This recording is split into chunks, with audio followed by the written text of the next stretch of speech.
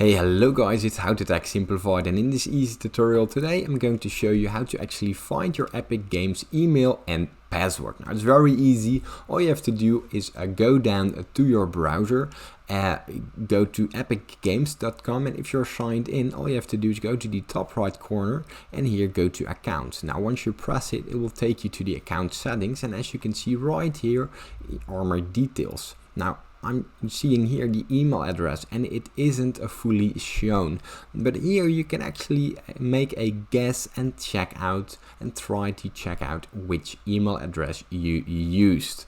Now let's say you're logged out of your account and you don't know your credentials. Now what you can do right then and there is simply try to sign in with a account of your other profiles and hope that it is connected to your Epic Games account.